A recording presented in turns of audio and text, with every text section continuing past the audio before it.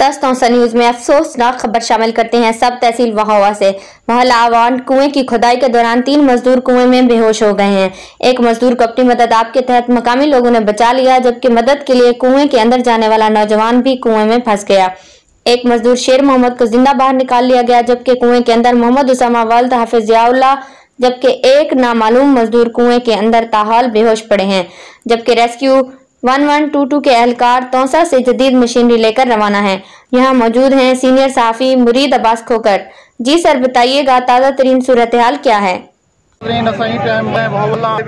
कुएं खोदा के सिनाले था मसले विते कुएं काम पायन कोश्ती कर कुएं दे अंदर गए और कुएं निकाल किदा गए को फोरते अपनी माप देता नाम सर गजावन दी कोती वेंदी और 112 का टाइम कॉलेज एक आधा घंटा गए उन्हें को भी करके इल्तहा इमदाद करमी नदी और इथा मारन परिने एक इतु मजदूरी पर के अंदर रे करनी अंदर भी हो ता हाल के लोग मौके में दाई हवाले नाल कैमरा दिखा एक खुद अपनी माप देती वेंदी है।